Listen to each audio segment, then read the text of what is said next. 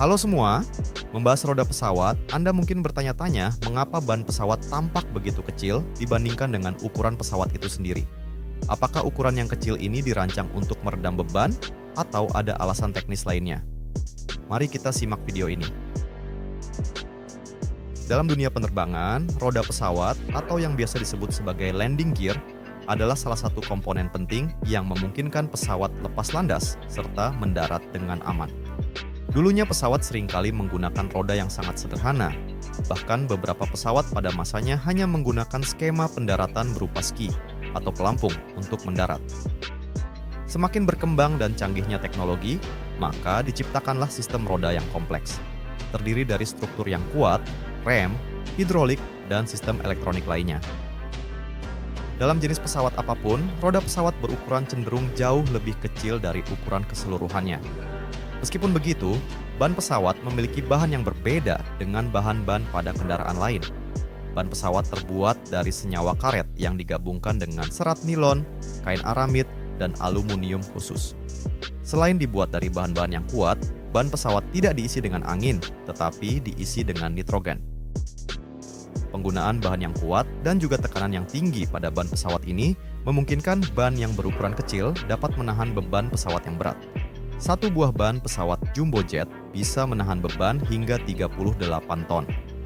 Selain itu, tekanan udara dalam ban pesawat jauh lebih tinggi 2 kali lipat dari ban truk dan 6 kali lipat dari ban mobil untuk memastikan ban dapat menangani beban dan tekanan ekstrim saat lepas landas dan mendarat. Alasan jika ukuran ban pesawat tidak dibikin besar adalah akan menambah beban yang dibawa pesawat itu sendiri. Apalagi untuk pesawat komersial yang berukuran besar, misalnya seperti Airbus, Boeing, dan semacamnya, ban pesawatnya bisa mencapai 14-22 buah. Di dalam dunia penerbangan, beban adalah sebuah hal yang harus diperhitungkan secara matang. Berat beban berkaitan erat dalam urusan keselamatan maupun alasan ekonomi. Jika beban pesawat itu sendiri sudah terlalu berat, maka kapasitas angkut baik orang maupun barang akan berkurang.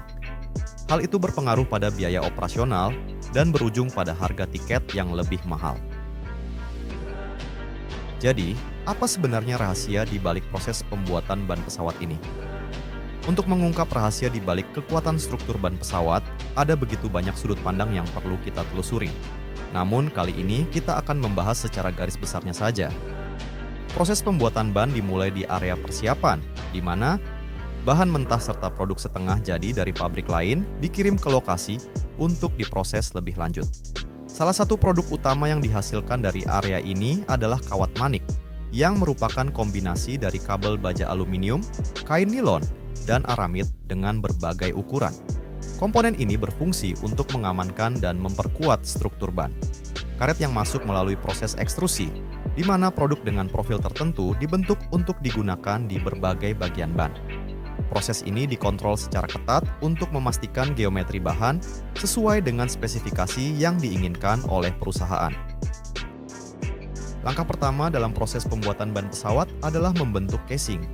Setelah itu, bahan-bahan ditempatkan satu persatu pada cetakan drum yang berputar, dengan setiap langkah dipandu oleh operator untuk memastikan penempatan yang tepat dan akurat. Tahap ini untuk memastikan casing terbentuk dengan sempurna sebagai dasar struktur ban sebelum melanjutkan ke tahap berikutnya. Komponen ban ini disusun secara berlapis-lapis di atas mesin pemutar. Lapisan-lapisan ini kemudian digulung dan dibentuk menjadi ban mentah yang dikenal sebagai green tire.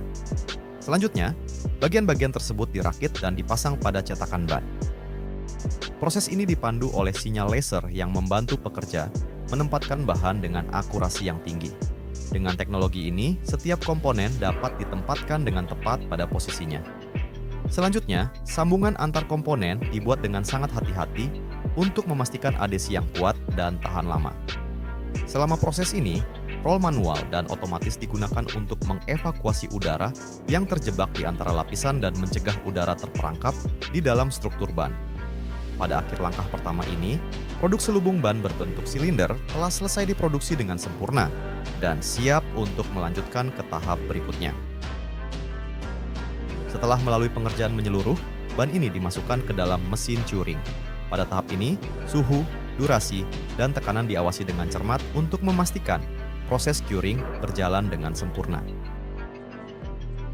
Kemudian, setiap ban yang telah selesai diproduksi akan melalui pemeriksaan guna memastikan semua standar kualitas terpenuhi sebelum dikirim ke pelanggan.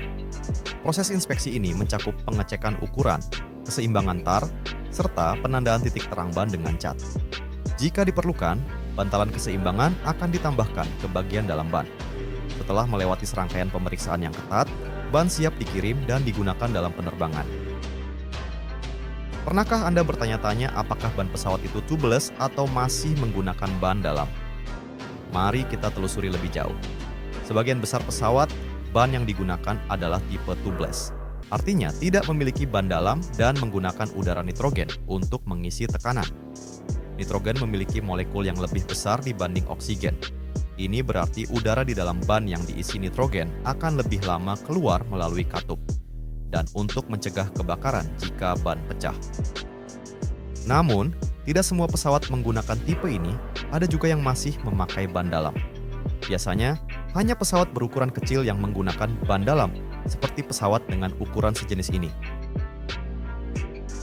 Tahukah Anda, untuk mengganti satu buah ban pesawat ini, teknisi pesawat membutuhkan waktu 2 jam karena prosesnya cukup rumit dibandingkan dengan mengganti ban kendaraan biasa. Konsepnya pun sama dengan mengganti ban mobil yang pecah di tengah jalan, di mana roda dan velg harus dilepas dan diganti sekaligus. Namun, ada fasilitas khususnya. Meskipun ban pesawat dirancang dengan roda kecil yang sangat kuat dan menggunakan udara nitrogen, resiko kecelakaan masih tetap ada. Pesawat terbang buatan Boeing, asal Amerika Serikat, mengalami insiden lagi. Kali ini, penerbangan maskapai American Airlines terpaksa mendarat darurat setelah salah satu ban meledak. Kejadian ini menambah catatan buruk bagi maskapai Boeing.